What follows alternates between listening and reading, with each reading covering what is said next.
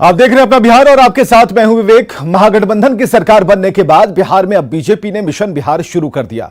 आगाज अमित शाह करेंगे। अमित शाह अगले महीने की 23 और 24 तारीख को बिहार दौरे पर रहेंगे और इन 2 दिनों में बिहार दौरे में उनका पूरा फोकस सीमांचल होगा। बीजेपी का बिहार मिशन 23 सितंबर को बिहार आएंगे अमित शाह।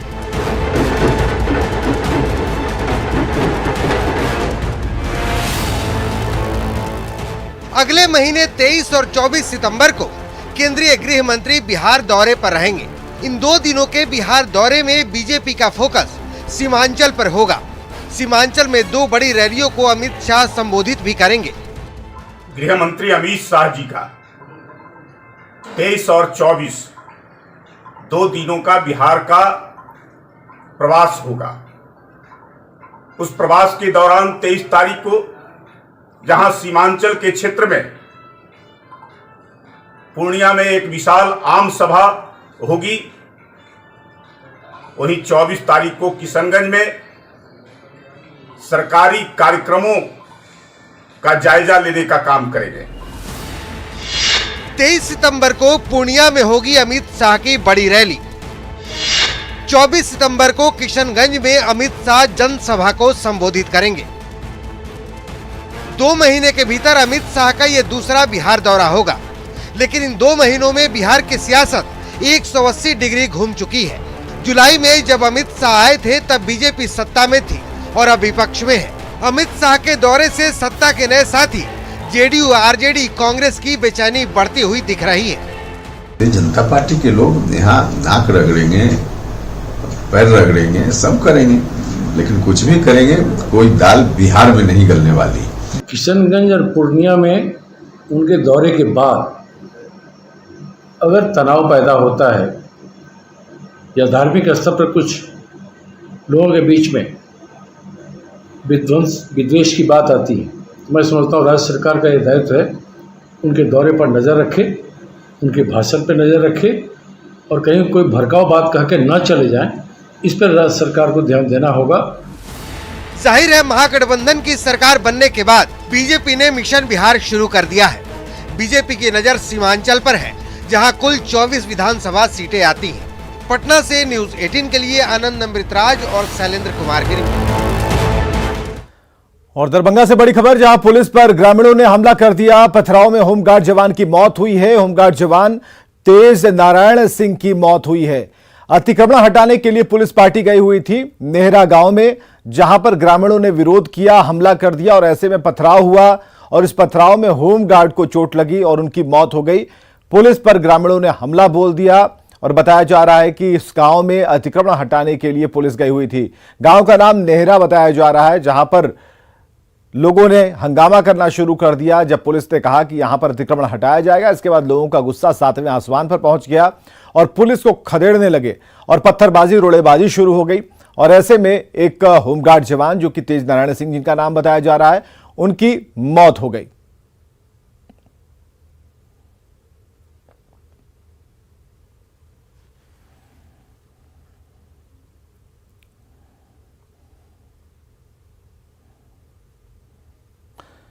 तो दरभंगा से ये बड़ी खबर हम आपको बता रहे हैं। अतिक्रमण हटाने के लिए पुलिस पार्टी गई हुई थी और ग्रामीणों के गुस्से का शिकार हो गई।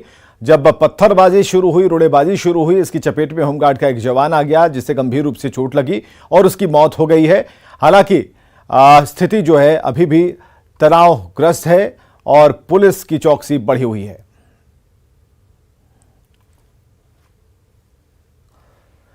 पश्चिम चंपारण के लौरिया से बीजेपी विधायक विनय बिहारी का हाथी पर सवार होकर फायरिंग का वीडियो वायरल हो रहा है और इस मामले में कार्रवाई हुई है।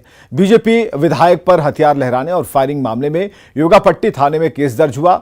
एसपी के निर्देश पर यह केस दर्ज हुआ है। दरअसल पश्चिम चंपारण के लौरिया से बीजेपी विधायक विनय बिहारी का हाथी पर सवार होकर फायरिंग का वीडियो वायरल हो रहा है। वीडियो योगापट्टी थाना इलाके के मच्छरगांवा के खेल मैदान में आयोजित कंसवद्ध मेले का बताया जा रहा है। बीजेपी विधायक हाथी पर सवार थे और इस दौरान उन्होंने हवाई फायरिंग की थी। वीडियो 26 अगस्त का बताया जा रहा है।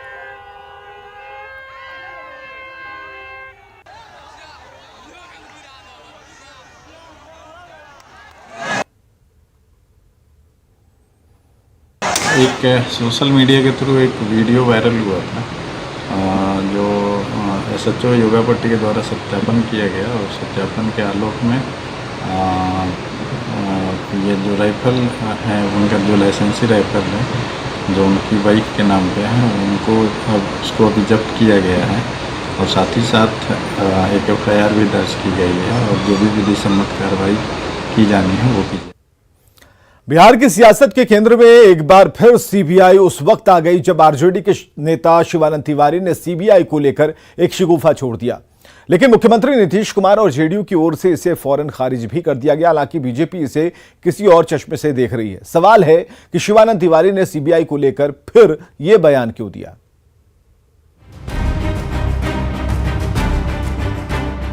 सत्ता मिलने के बाद महागठबंधन का जोश हाई है। हर स्तर पर महागठबंधन की गांठ को बेजोड़ बताया जा रहा है, लेकिन महागठबंधन में कुछ नेता ऐसे हैं जो अपने बयानों से अपने ही साथियों की किरकिरी करा रहे हैं। बिहार में सीबीआई की एंट्री पर आरजेडी के राष्ट्रीय उपाध्यक्ष शिवानंद तिवारी ने गजब का एक शिगुफा छोड़ा।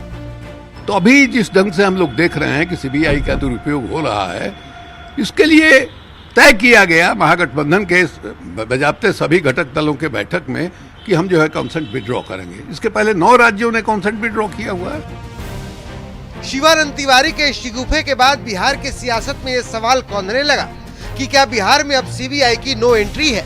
लेकिन जैसे ही ये शिगुफा फिजाओं में घुला, जेडीयू संसदीय बोर्ड के अध्यक्ष उपेंद्र कुशवाहा ने इसे फौरन खारिज कर दिया। शिवानंद जी बोल रहे हैं, महागठबंधन के बड़े नेता हैं, सम्मानित नेता हैं। मुझको लगता है कि कहीं ना कहीं से उनको गलत जानकारी मिली, जिस जानकारी के आधार पे ऐसा बयान उन्होंने दिया है, वरना कहीं कोई इस पर चर्चा भी नहीं है, निर्णय का तो सवाल है। शाम होते होते मुख्यमंत्री नीतीश कुमार ने भी खुद शिवानंद तिवारी के बयान को सिरे से खारिज कर दिया।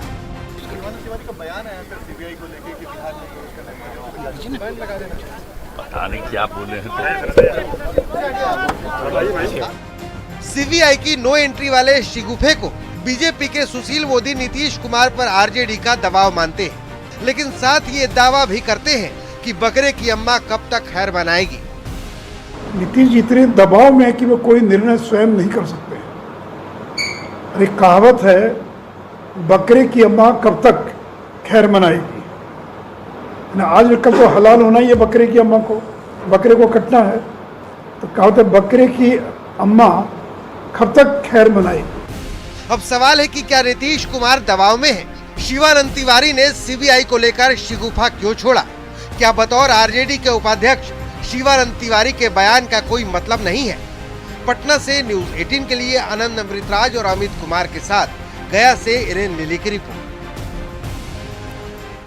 बिहार में गंगा के बढ़ते जलस्तर से कई जिलों में बाढ़ जैसे हालात हैं। पटना में गंगा खतरे के निशान को पार कर गई है। कई जिलों में गंगा के जलस्तर में बढ़ोतरी से निचले इलाकों में पानी भर आया है।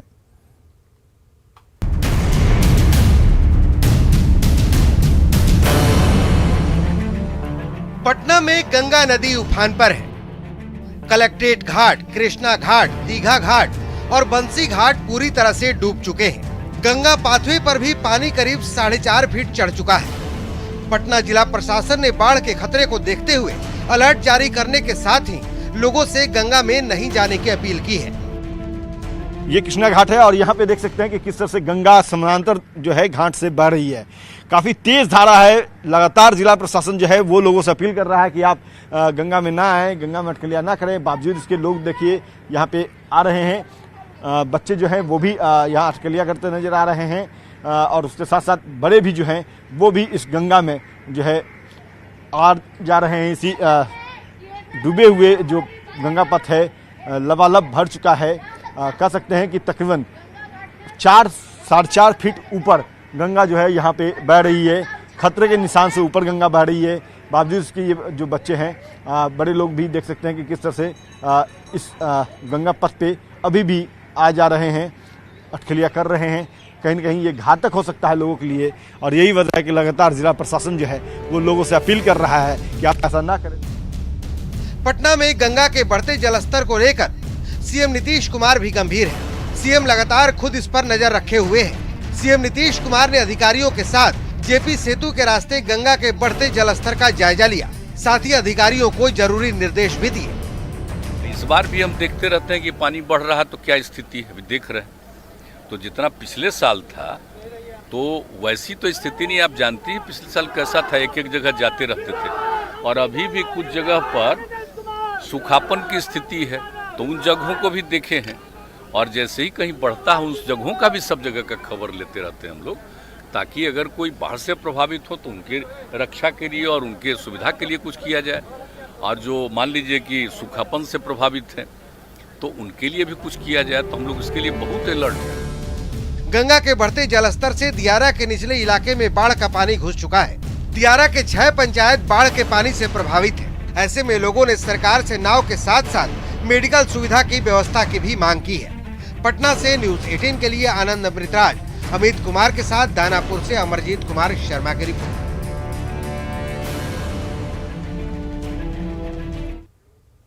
पटना के अलावा दूसरे शहरों में भी गंगा के जलस्तर में बढ़ोतरी से लोगों की मुश्किलें बढ़ गई हैं। आपको हम भागलपुर, खगड़िया, बक्सर और मुंगेर की ये तस्वीर दिखा रहे हैं। भागलपुर में गंगा का जलस्तर बढ़ने के बाद नाथनगर प्रखंड के कई पंचायतों में पानी भर गया। लोग निचले इलाकों से ऊंची जगहों की तरफ चले गए। खगड़िया में गंगा नदी खतरे के निशान से ऊपर बह रही है।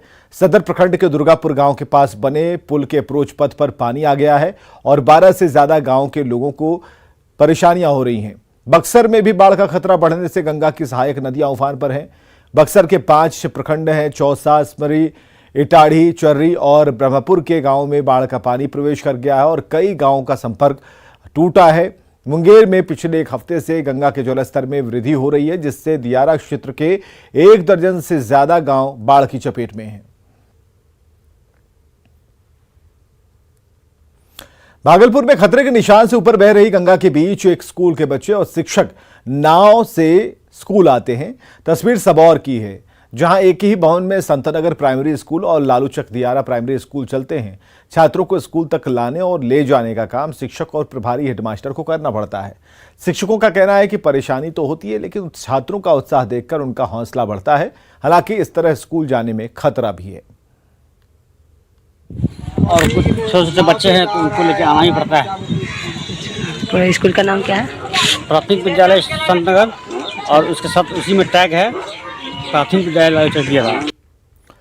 गंगा का बढ़ता जलस्तर स्टंटबाजों के लिए नया ठिकाना बन गया। कटिहार के कुर्सेला थाना क्षेत्र के बागमारा के पास हर दिन ऊंचे पुल से गंगा नदी में छलांग लगाते बच्चों की तस्वीर आम हो गई। तस्वीरों में हम आपको दिखा रहे हैं कि कैसे बच्चे जान जोखिम में डालकर ऊंचे पुल से उफनती नदी में छलांग लगा रहे हैं। रील बनाने के चक्कर में ये बच्चे बड़े हादसे को न्योता दे रहे हैं। बच्चे लोगों के द्वारा यहाँ स्टंट किया जाता है। पानी पूरा उफान पर है, पानी पूरा भरा हुआ है और कई बच्चे लगातार यहाँ जो है स्टंट करने का काम करते हैं, जो कभी भी अप्रिय घटना घट सकती है, कई बच्चे की जाने जा सकती है। दुमका की बेटी अंकिता की निर्मम हत्या को लेकर बिहार में आक्रोश दिख रहा है। भागलपुर में श्रीराम सेना के कार्यकर्ताओं ने हेमंत सरकार के खिलाफ प्रदर्शन किया। कार्यकर्ताओं ने अंकिता के हत्यारे शाहरुख को स्पीडी ट्रायल चलाकर फांसी की सजा देने की मांग की। वहीं मांग पूरी नहीं होने पर देश भर में झारखंड सरकार के खिलाफ प्रदर्शन की चेतावनी दी। विगत कुछ दिन पूर्व दुमका में अंकिता की निर्मम तरीके से हत्या कर दी गई एक शाहरुख नाम के युवक द्वारा, लेकिन पुलिस प्रशासन मौन है। आज पुलिस प्रशासन वहां पर चुप है। हमें मांग करते हैं कि उसका जो हत्यारा है उसको कड़ी से कड़ी सजा दी जाए, ताकि आने वाले समय में एक बड़ा मैसेज जाए, कोई भी ऐसा आपराधिक तत्व किसी भी बहन के साथ इस तरह की छेड़खानी करने का कदम ना उठाए। हमारी मांग है कि एसपी ट्रायल करते हुए उसको फांसी की सजा दी जाए और ऐसे चीज़ों पर रोक लगाया जाए। अन्यथा झारखंड सरकार के खिलाफ श्रीराम सेना पूरे देश भर में आंदोलन करेगी और ऐसे सरकार को सत्ता से उखाड़ फेंकने का कार्य करेगी।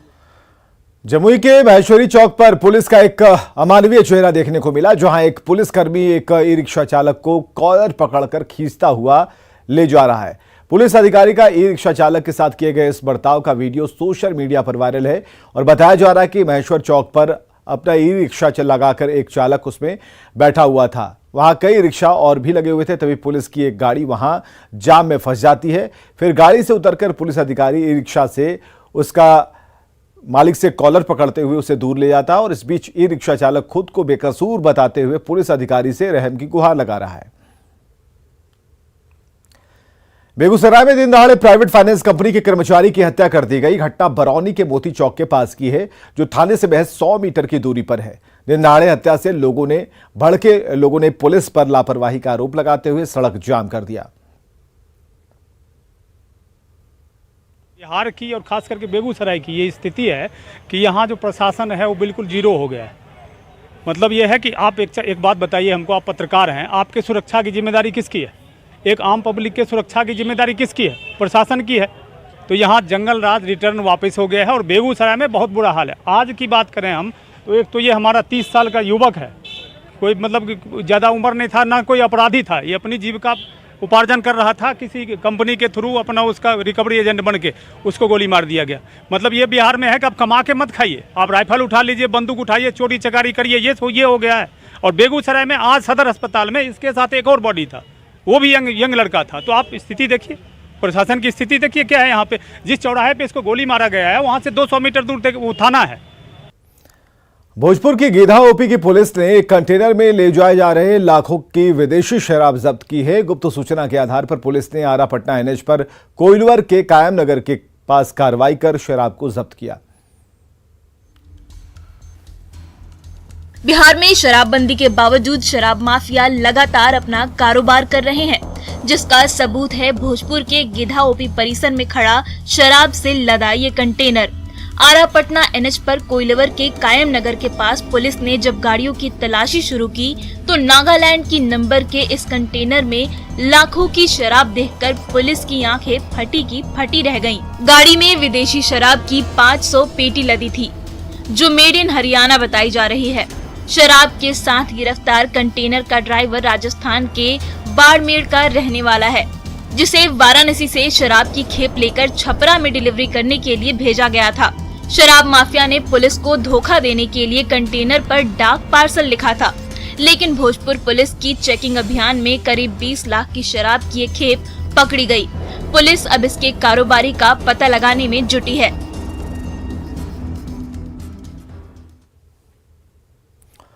मुजफ्फरपुर में शराब कांड के आरोपी को कोर्ट ले जाने के दौरान वीआईपी ट्रीटमेंट देने का वीडियो सामने आया। वीडियो वायरल होते ही उत्पाद विभाग हरकत में आया। दरअसल छाता चौक के आबकारी थाने में आरोपी युवक को रखा गया था। तस्वीरों में आप देख सकते हैं हाथ में हथकड़ी पहनकर उसे पहनाकर जेल ले जाया जा रहा है, लेकिन आरोपी आराम से फोन पर बात करता है। बिना रोक टोक के फोन पर बात करते हुए आरोपी युवक बस पर चढ़ता और इसी दौरान किसी ने इसका वीडियो बना लिया और सोशल मीडिया पर वायरल कर दिया। आपको बताएं कि शराब मामले को लेकर स्पेशल ड्राइव के तहत करीब 250 लोगों को जिला पुलिस और उत्पाद विभाग ने पकड़ा था। इसके बाद उनकी कोर्ट में पेशी हुई और सबको जेल भेजा गया। उसी दौरान यह आरोपी मोबाइल से बात करता हुआ कोर्ट पहुंचा, जिसका वीडियो तेजी से वायरल हो रहा है। हालांकि इस पूरे मामले में होमगार्ड जवान की लापरवाही उजागर हुई। फिलहाल मामले की जांच शुरू कर दी गई। उत्पाद इंस्पेक्टर को जांच का जिम्मा सौंपा गया, जिन्हें उत्पाद अधीक्षक को जांच रिपोर्ट सौंपनी है। सीएम नीतीश कुमार आज वैशाली के राघोपुर पहुंचे। सीएम नीतीश बिहार सरकार के पूर्व मंत्री उदय नारायण उर्फ भोला बाबू के निधन के बाद उनके परिजनों से मिलने राघोपुर गए हुए थे। सीएम नीतीश ने पूर्व मंत्री भोला राय की तस्वीर पर फूल चढ़ाकर श्रद्धांजलि अर्पित की और साथ ही शोक संतप्त परिवार को सांत्वना दी।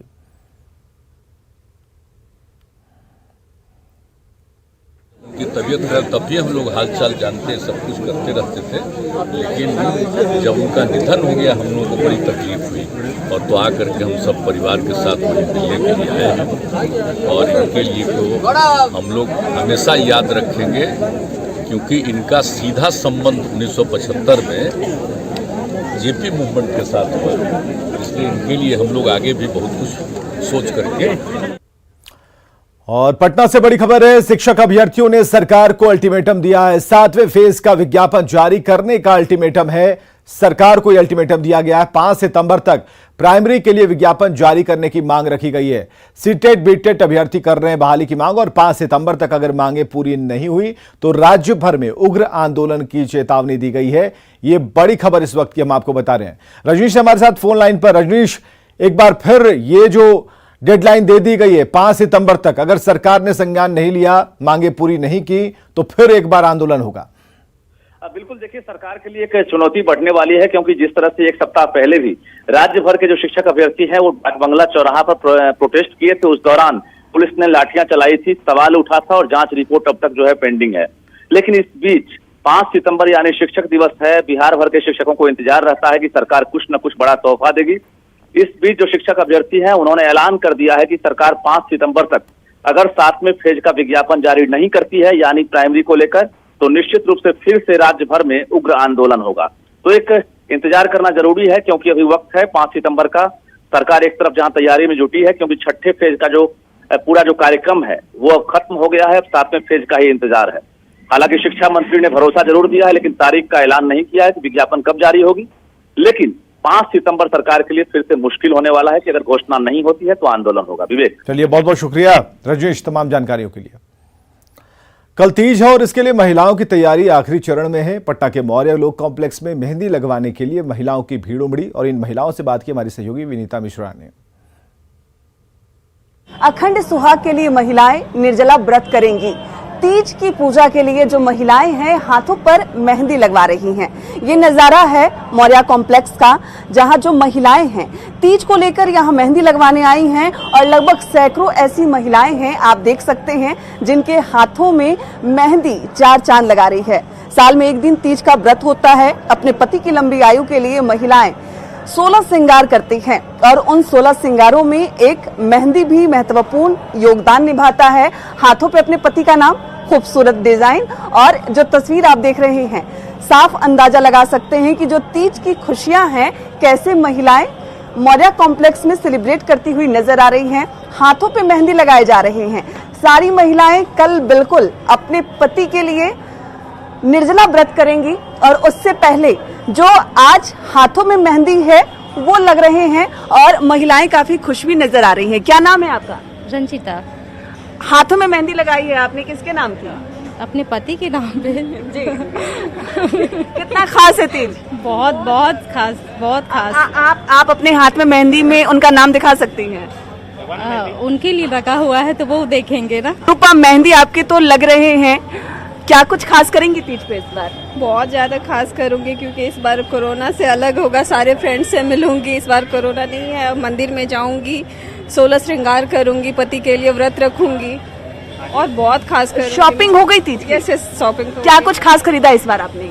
बहुत कुछ खास खरीदा। वो जो सबसे स्पेशल हमारा बिछिया होता है ना हमारे में, तो वो बिछिया खरीदा। जो लास्ट है वो है मेहंदी, यानी आज मेहंदी लगवा ली और मेहंदी सूखेगी और कल ये मेहंदी रंग लाएगी और कल अखंड सौभाग्य के लिए महिलाएं तीज का निर्जला व्रत करेंगी, अपनी पति की लंबी आयु की दुआ करेंगी, कामना करेंगी और उसके लिए महिलाएं आखिरी रूप से जो मेहंदी है वो लगवा रही हैं और पूरी तैयारी करती हुई नजर आ रही हैं। कैमरा पर्सन दीपक के साथ विनीता मिश्रा, न्यूज़ 18 पटना।